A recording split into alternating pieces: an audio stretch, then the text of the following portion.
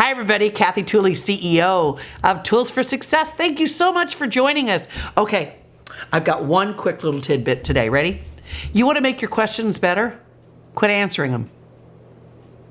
Quit answering your own questions. I always found it interesting as an administrator when I was in a classroom observing a teacher and a teacher would ask a really rich question. Matter of fact, I thought, ooh, that's good.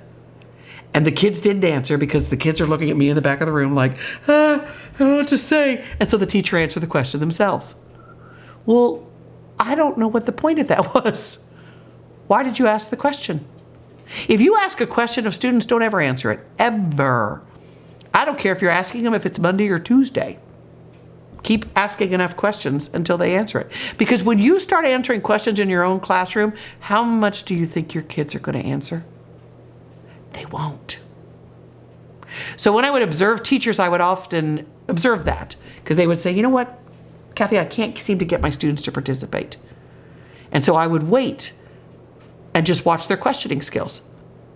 If students often aren't participating, I mean, there's a myriad of other reasonings, but specifically I'm talking about questioning. It's because they know if they just hang tight long enough, you'll answer it for them. And if you're going to answer it for me and you're the teacher and you know the right answer, somebody please tell me why I need to answer. As a student, I'm going to go with that I don't. I don't need to answer. Because if you're the teacher and you already know the answer and this is what you're going to answer, why do I need to answer? So all I have to do is do a little wait time, flip it on you and wait. You'll answer your own question. So ready? Here's my questioning tip for the day. Don't answer your own question ever. And I know what some of you are going to say, Kathy, but what do you do when you throw a question out there and it's dead air? Like no one's saying anything. Then probe them a little bit. Probe them a little bit. And what do I mean by that?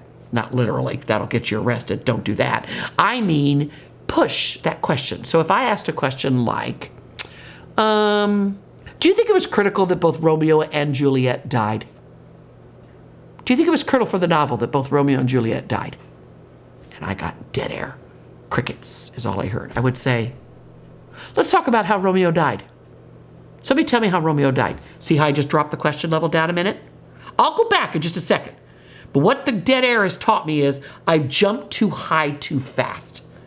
I have gone from the first rung of the ladder to the 8th, and they don't see the step. So I'm gonna come down the ladder real quick, and I'm gonna drag their butts up with me. Somebody tell me how Romeo died. What do you think my next logical question is? How Juliet died. Who died first? Why did they die? You see what I'm doing? We're climbing that rung of that ladder together. Until I finally say, okay, well then if all that's true, you said Romeo died, da-da-da. Susie, how did you say Juliet died? Good. Bobby, how did you add that together? Marcus, how did you say that was important?